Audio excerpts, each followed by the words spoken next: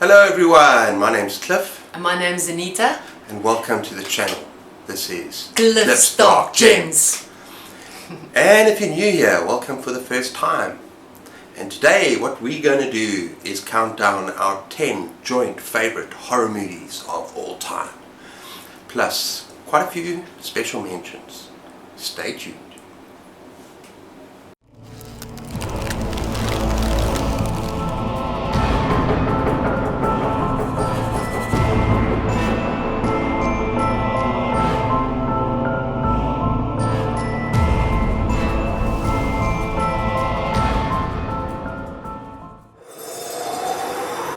Okay guys, welcome to a very cold, wintry, wet KwaZulu-Natal, South Africa.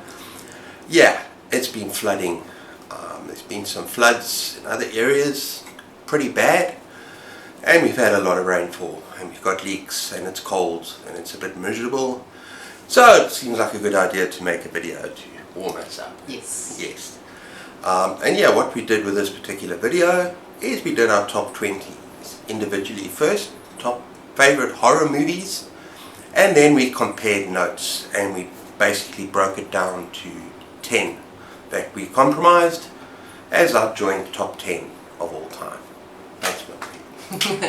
Okay, so what we're going to do first is a couple of special mentions each, particularly movies that didn't, in her case, that she would have in her top 10 that I did not agree with, and the same thing for me. So let's do it. Alright, so some special mentions that actually didn't feature in Cliff's top 20 at all. And the first one is the Blair Witch Project. I found that movie disturbing. I found it scary up to a level where, wow, it was very, very good. And I love the real-time footage idea of it, because it is like found footage. Yeah. Found footage. And people, you know, they hear things in the night and they don't know what it is. The whole atmosphere of that movie to me was just scary. It was eerie. Got to me. I think I watched it about 3 times, and the ending is wow. So well worth. Yeah. Well worth watching. Yeah. Yeah. So the second one, Paranormal Activity. Basically, same principle. In a way. Just to interrupt, but basically I'm not a fan of found footage. Yeah, no, he's not. Which, and I am. Paranormal Activity, and I've spoken about this in previous videos with you. I find the whole idea of something you can't see or something you cannot understand when you see it one of the most terrifying things in the world. And therefore, Paranormal Activity to me was, I couldn't tear my eyes away. The second movie, not as good, but the first one really, really got to me. So yes, it's worth watching if you like a jump scare, but also a jump scare but you can't see. That's a movie for you. I love it. It's scared me. And then the third one, a special mention, is Stir of Echoes. I love that movie very, very much. I think I've also watched it about 3 times. I loved the fact that Kevin Bacon was in it. He played a fantastic role in it. The whole premise of the movie to me was gripping. You know, his mind gets opened up to something that he needs to deal with. It was just brilliant. So yes, those are my 3 mentions, and yes, it scared me. That also scared me. The fact that you cannot control your mind anymore. It's taking you to places that you don't want to go, and you don't understand why you're going there. So those are my 3 special mentions. Yeah, Stir of Echoes was pretty good. Okay, I'm going to start with a kind of a relatively unknown gem. And this movie is called Triangle, and it's like kind of quite a mind trip. This movie, you kind of have to watch it multiple times to even get a feeling about what's going on. It's a horror, psychological horror slasher, kind of thriller, and it's basically very best to go into it completely blind. So I'm not going to tell you too much about what it is. You really have to experience it for yourself. It starts kind of strange on this yacht, and they're going off with this woman who's obviously in some way kind of disturbed. And then things start happening. And something happens to the yacht, and they end up on the ship. And that's all I'm going to say. And as I said, it sort of feels like a slasher, but it goes to very, very, very weird places where you have to start questioning what the hell is going on. And basically both of us, we both enjoyed that, right? What I liked about that movie is the fact that you might find yourself wanting to watch it again to understand it. Yeah. Maybe a third time more to than understand more than 2 times, yes. 3 times. It's not something you might grasp the first time around. I love that. And I know that there's a YouTube channel, or people go on YouTube to actually try and decipher what that movie is about. So it's really interesting. Okay, next one would have been in my top 2 or 3. And that is Dawn of the Dead by George R. Romero. And yeah, that's a 1977 movie, and it's a sequel to Night of the Living Dead. Now, I absolutely love the series, and this is just such an interesting movie, almost entirely shot in a shopping complex. And it's grim, it's horrific. Okay, the special effects might seem a bit dated to modern films, but it's just so gruesome and so brilliant. And also there's satire about American consumerist society in the shopping complex, and there's some real black humor as well. And it's just such a cleverly done zombie flick, and that it really has stood the test of time. And even though the zombies are slow moving, not like the modern zombies, they're overwhelming, and it is truly terrifying. It's such a wonderful movie. Okay. And in my defense, I'm not a big fan of zombie movies in general. Fair enough. So, yes. Third one is another kind of relatively unknown, classic, awesome movie. It kind of fell under the radar maybe a little bit, and that's Jacob's Ladder. And that was in 1990, I think. And yeah, all I can say about this is it's about a military man, and he has a horrific experience in the Vietnam War, and he struggles when he goes back to civilian life, and how he's really struggling. Not going to say anything else. Another one of those movies where you have to go in blind, and it is creepy, it's hypnotic, it's very, very dark, very, very scary, and the ending is something, wow, you don't see it coming. So yeah, and I'm going to do another one because this particular. And I just want to add to that. I haven't seen Jacob's Ladder. Yeah. I would love to see it. So that's on my to be watched list. Yes. I've got that to be read, to be watched. Okay, the next one is The Shining. Now, this is possibly my favorite movie of all time, people. Didn't scare me. And my wife, no. I'm sorry. The book scared me. Divorce. Yeah, the book is scary. Look, the movie is a different thing to the book. Yes. But in its own right, it's still a horror classic, and it is brilliantly acted. The cinematography, claustrophobia of the Overlook Hotel, and even though it's different, it just has its own feel and its own terror, and the idea of just this descent into madness. Now I just want to add, we're trying not to give away any spoilers in this video, right? We're trying just to give the very basics of the plot and how we felt about the movie. So yeah, we're going to do our best with that. Okay, now we're going to move into our top 10. And these are the movies we agreed on, kind of compromised. And the first one is Wreck. And this was done in 2012. And it's a Spanish movie. And it's also a found footage movie. But this was a big exception for me. I found this freaking terrifying. And it's about a reporter and a cameraman and some emergency workers, and they go into this flat, and there's something happening in the flat. This woman trapped and perhaps some kind of virus. And yeah, it was terrifying, it was claustrophobic. It's just so well done. And you don't normally watch videos with subtitles. No, actually, I don't like it at all. And that one, I think we watched it twice. Didn't Yeah, we? yeah. I enjoyed it that much. But what I liked about that movie a lot is to see the reaction on camera. It's like real-time fear. Yeah. And Yeah. you imagine yourself in that position. You can actually see someone being that scared. Yeah. That you cannot comprehend that someone can be that scared. It doesn't look like acting. It's not acting. It's like, Yeah. it looks real. And, It's and, scary. and that's another thing I don't like about a lot of found footage. It's almost a sense that you have to have this suspension of disbelief the whole time. Yeah. Whereas this particular movie, perhaps because it's in an enclosed space, the fear felt so real. Yes. Yeah. Yeah. And the pacing was so good. And the ending, oh my word. And I know there have been sequels, but we haven't seen them. No. But the ending was, you just gasp. The last 5-10 minutes are some of the best horror film footage I've ever seen anywhere. It's absolutely brilliant. Yeah. So that is Wreck. Okay, in 9th position we got a 1973 horror classic, Don't Look Now. And this is about a loving couple that live in England, kind of a country home with a son and a daughter, and they lose their daughter in a kind of tragic drowning accident.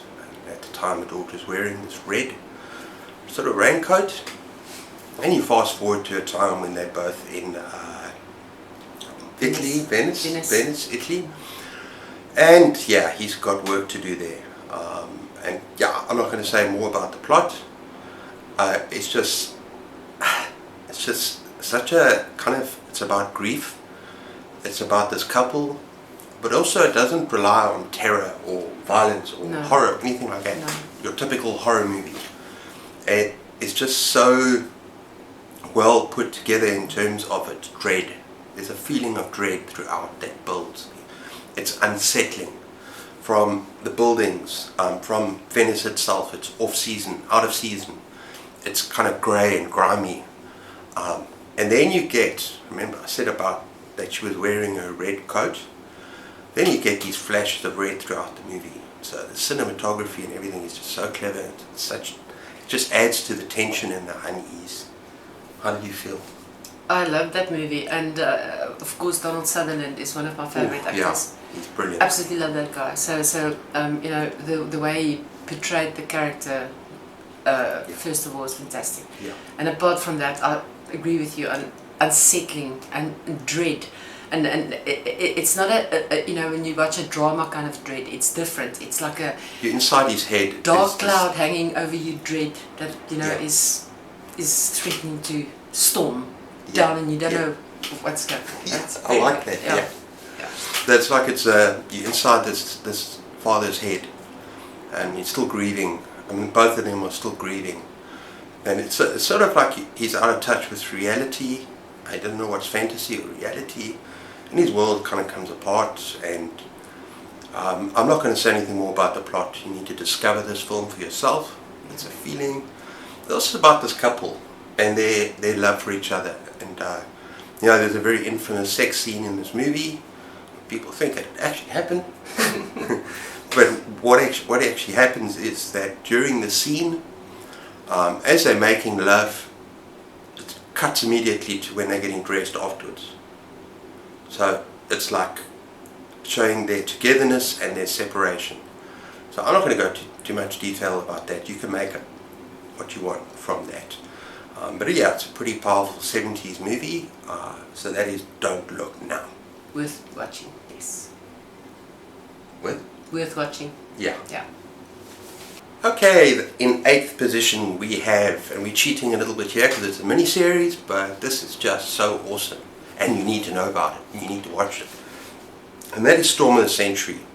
Now, the screenplay was written by Stephen King, and it's long. It's a mini-series, but it is absolutely phenomenal. And my wife is going to explain why just now. But basically it's set off, it's a small coastal town, set off the coast of Maine, and there's a big storm coming. And a storm has almost arrived.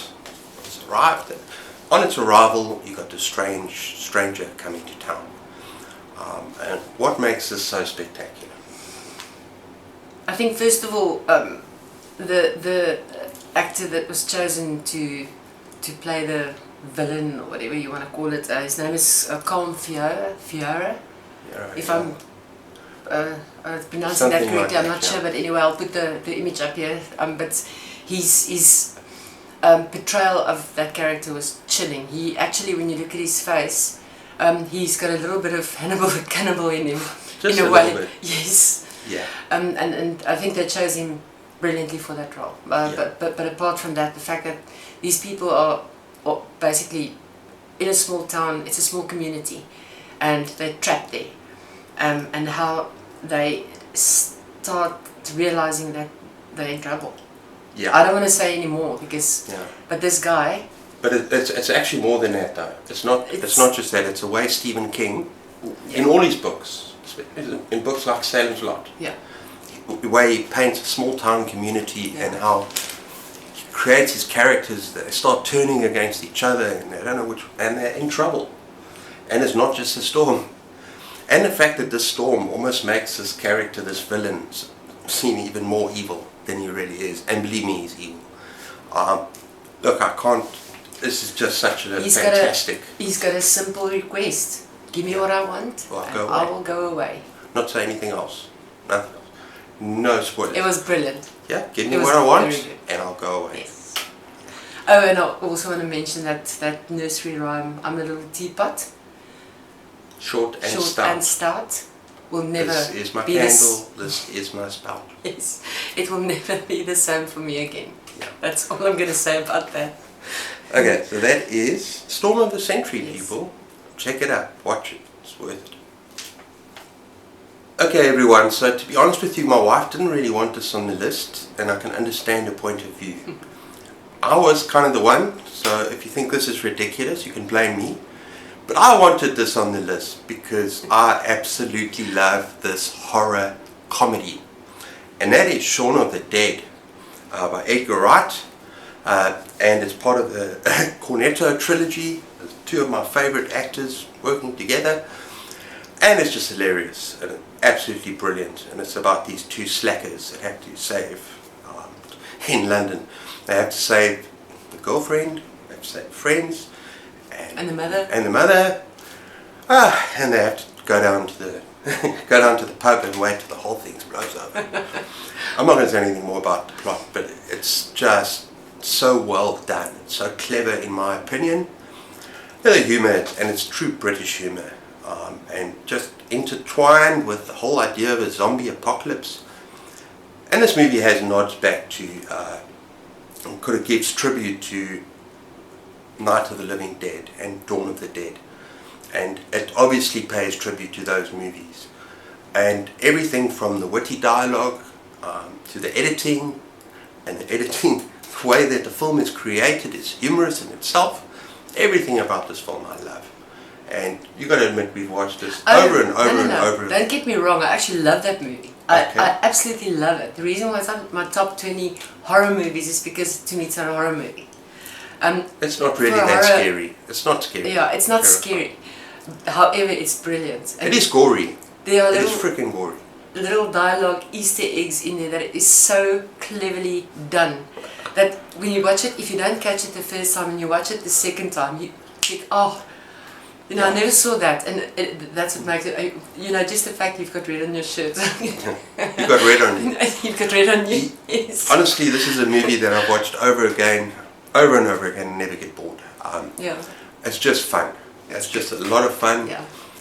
Incredibly well acted, incredibly intelligent comedy horror. And as you say, it's not terrifying or frightening. And It's gory, even with the gore, it's because you're so immersed in the humour. You can't help but laugh out loud. We're not going to give any examples, but it's like the Bloody Mary. Bloody Mary. But yeah, no, we're not. The editing and everything about this film is genius, and yeah, it's awesome. That is Shaun of the Dead. You got red on you. Okay. Okay, whereas Shaun of the Dead was not very scary, our number 6 entry is frickin' terrifying. And that is 2006 or 2005, The Descent. Now, yeah, there's one poster that advertised this as Chicks with Pics. That's about these 6 thrill-seeking women who go down to a cave, sort of spelunking, and they get a lot more than they bargained for as they go down into the depths of this cave. There's claustrophobia, there's terror, there's hell, and it's not, when you first go down it's bad enough, but then when you get down there, what they find there, oh my word. and we're not going to say anything, No, but it I'm not going to just, spoil this movie at all, but my word. this is a terrifying movie, and at the end it's a battle for survival, and it's, I'm not going to say anything more, we don't want to spoil this movie. No, all I can say is that while you're watching it, I wanted to pause every now and again, think, what the hell did I just see? And then Yeah. rewind slowly to see, No. what did I just see? That is, it's very good. Yeah. And then once you've rewinded, you wish you didn't. Well, actually the most scary parts for me were the claustrophobia, because I've been caving before and I was not comfortable in those tight spaces, and you have to move through tight spaces. And my biggest fear of all, and I've mentioned this before, is getting trapped in a cave filling up with water, something like that. Just tight spaces, don't like it. And this brought out the worst in those fears. And this was freaking terrifying. And you can't really ruin the story, because the plot is, it's not about the plot, it's about the terror down there. Yeah. And if you look at the poster we put up there, pretty much said it all. Yes. It's a terrifying, nightmarish. It is scary. Movie. That's scared me. Yeah. So that is The Descent. The Descent. Yeah. Yes. In 5th position we have Let the Right One In. Possibly my favourite vampire story of all time. Actually, definitely my favourite vampire novel. And this is just such a absolutely wonderful adaptation. And I've seen both. I've seen the American one, and we're both talking about the original. We both prefer the original one. Yeah. The American one was good. Yeah. But It's Swedish one. Yeah. And this is just a chilling story. Yeah. Very dark, very graphic. It doesn't have everything the book has. You haven't read the book? No, I haven't. But it's still absolutely incredibly powerful.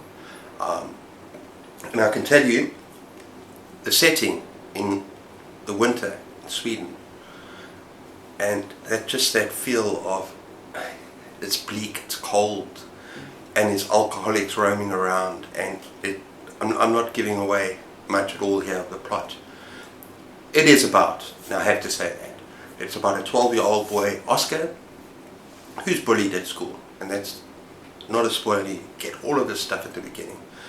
And a little girl moves in next door to him called Ellie, and we're not even going to tell you what she is, I'm sure you can imagine, but yeah, there's a lot more to her than meets the eye, and he soon finds out. And there's all these killings around town, very brutal, it's very nasty, but it is also at its heart the friendship between these two kids.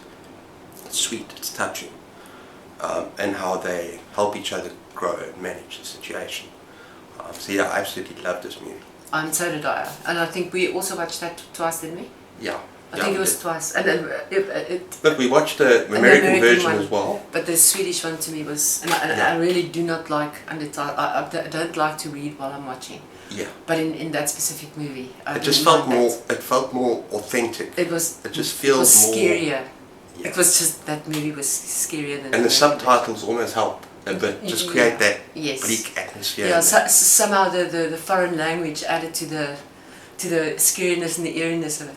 That's just Yeah, but both are worth seeing. Both are very, very good. Yeah. So yeah, Let the Right One In. Yes. Okay, in 4th position, and this is a wild ride, is Cabin in the Woods. And now some of you might be saying, oh come on, you can't put that in a 10 greatest movies of all time. Yes you can. Yes you can. If you're having fun, and it's your choice, and it's your video, yes you bloody well can. So yeah, Cabin in the Woods. You taking, I think it's 5 or 6 horny teenagers right? Or no, they're horny students. Yeah. And they're going on vacation to a cabin in the middle of the woods. But you think, yes. You know what? You think it's okay, it's going to be 6 teenagers, they're going to go into this cabin. Well, they're not teenagers, they're students. Well, students. Yeah. Then they are most probably going to get killed. Probably in a horrible way. Same horror, different movie. Like Halloween. And if you go in blind, hello. Yeah. Basically, this movie takes every single horror cliche, every horror trope, and turns it on its head. And it's basically like going down the rabbit hole with Alice in Wonderland. How far down are you going to go? This movie, when I first watched it, it blew my mind, and it was also a hell of a entertaining, hell of a fun.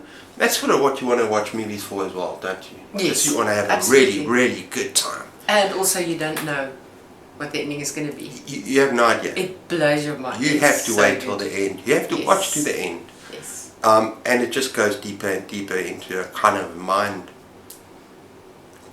trip. And it's absolutely hilariously entertaining and fast-paced, and we loved every moment of it.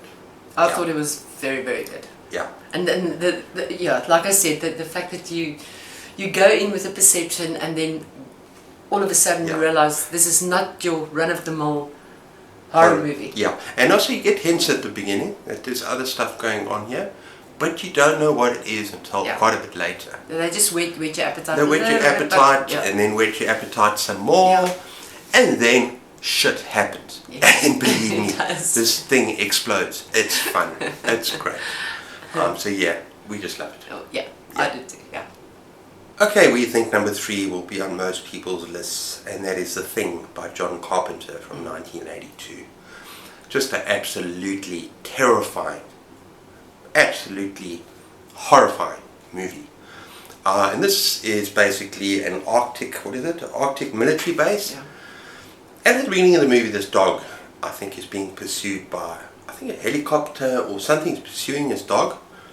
And these people shoot it down and rescue the dog, or bring it into the military base. And look, there's not a lot of character development. There's not a lot of knowing who's who. Not really that much that counts. That's not what this movie's about. What is this movie about? Yeah, it doesn't matter that there's character building, because... Yeah, what is this movie about? This movie is about that fear of my favorite thing in the whole world, the unknown, the what you can't see, what you can't understand.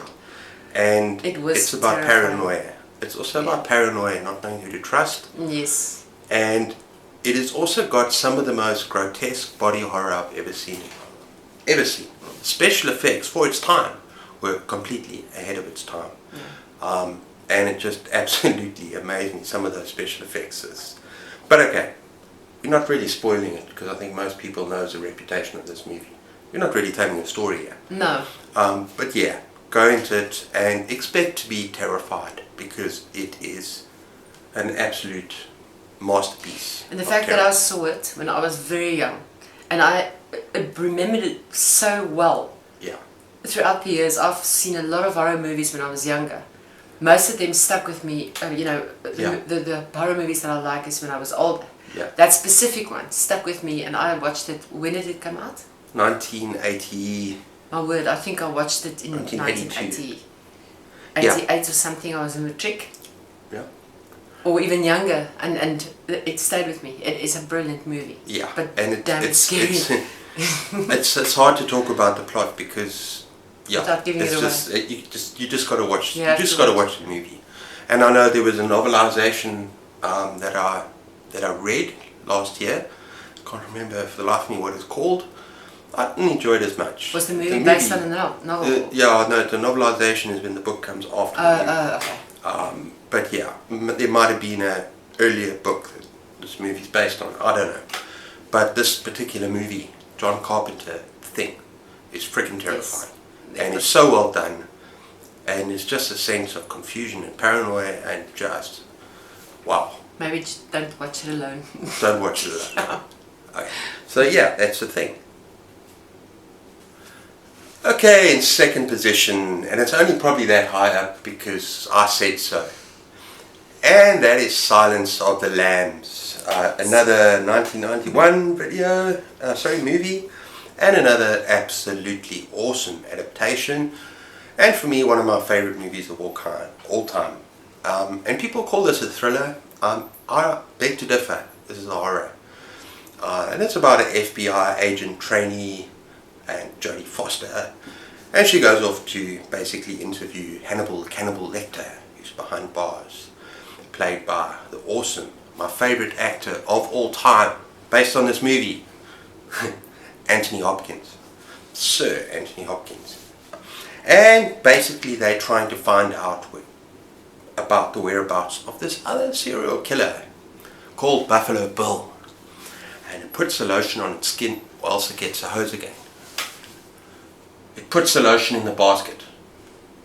I hated that man. I absolutely love this movie. It is terrifying, it is suspenseful, it's well paced, best acting ever. So yeah, it deserves to be 2 for me. Well, I found it very, very good. I wouldn't put it in my top 20 horror movies. Well, top 10. It wasn't my top 20. I wouldn't put it in my top 10 horror movies. But it was brilliant. What did you like about it? I love the fact that those 2 serial killers and their methods chilled me to the bone. That I loved. And their modus operandi. Oh my word. Modus operandi. Yeah. Oh yeah. Yeah. And the fact that is something that can happen in real life, I think, is chilling to me. Yeah. Well, basically, the original book, Thomas Harris basically did his homework, because you're looking at serial killers, real life serial killers like Ted Bundy, Ed Gein. They kind of come into this movie a bit as well. I'm not going to give any details away. We don't want to give any spoilers away. But for me, this is just phenomenal storytelling. It's tense, it's thrilling, it's exciting, and at times there's real horror. There really is some horror in this, and that's why. Sorry, it's a horror. It's not a thriller for me. And I read the book before I saw the movie. Yeah. So by the way, Yeah. I loved both. Yeah. Thomas Harris. I read The Red Dragon as well. I read Hannibal. You didn't like that so much? No, that I didn't like. But I loved both the book and the movie. That's gross. I love that scene. No, Yeah. the pig scene was horrible. Yeah. Oh, the pig scene Yes. as well was pretty terrible. But the book was very, very good. Yeah. I enjoyed all the books. Yeah. And the movie was good. So Yeah. yes. Hannibal, the movie was Terrifying. Yeah. And Gary Oldman in there was not Gary Oldman, so no. My wife's got a crush on Gary Oldman. Can you believe it? Not the way he looks in Hannibal, no. Okay. Let's stop there. Okay, so that's Silence of the Lambs. And a number 1 movie, and I get to announce this because he got Silence of the Lambs in the mix, and so I got this one, so because I said so. So this is number 1, and the movie is called Get Out. Yeah. And if you haven't seen it, it is one of the most underrated horror movies I've seen. No, it's actually pretty well rated, eh? Well, But when I say underrated, underwatched, I think is the word. Maybe it's not as well known. So the movie is called Get Out, and the plot is this girlfriend has got a black boyfriend, and she is taking him to meet her parents for the first time out in a rural area. And I think it's in New York, some sort of rural area in New York. Yeah, some remote sort of. Yeah. And he's very concerned about the fact that her family is not going to accept him because he's black. Yeah. And she reassures him and everything's going to be fine until they get there. Everything is not fine. That is all I'm going to say, because you know, for this movie as well, you have to go in blind, and you will watch it twice if you like this sort of premise. I bet you will watch it twice, because I did actually watch it with Cliff, and then 3 times on my own on Showmax. Oh, while I was on booktube, Yes, you were watching I was movie. watching because I absolutely loved. And the funny thing is that movie doesn't have big actors in it. It's not star-studded Yeah. or anything like that. Which doesn't matter, because even the acting in it was absolutely brilliant. The premise of that movie and is the brilliant. social commentary on race and on the way people are, basically, there's all sorts of social commentary. Yes. Yeah. And it shows the arrogance of people, the arrogance of rich people, and man, end of that movie, I absolutely adore it. It is very good. So if you haven't seen this, it is in my top 20. It's probably about number 15 or 14, somewhere thereabouts. So it's a very, very, very good movie. Yeah. Just not as good as Shining. The Shining was good. The Shining was good, but it's not scary enough. It's scary. Freaking terrifying. What are you talking about, women? It's terrifying. I allowed you Silence of the Lambs. Okay. Okay, everyone. So yeah, that is Get Out. While you still can. Okay, everyone. I hope you enjoyed our little video. We didn't take it too seriously. I hope you didn't take it too seriously either. We just had a lot of fun with that. Counting down our joint top 10 with a hell of a lot of special mentions. Yes. Yeah. But if you enjoy my channel, please leave a comment down below. Tell me what would be in your top 10. But be respectful, right? Yes. Yeah. This was just a bit of fun. I know that there might be some that you raised eyebrows and thought, how could you possibly put Shaun of the Dead in there? But it's our list. We can do what we want. So just remember that. It's our opinion. But yeah, if you like my videos, please be sure to like and subscribe. And until next time, take care of yourselves and keep those movies rolling.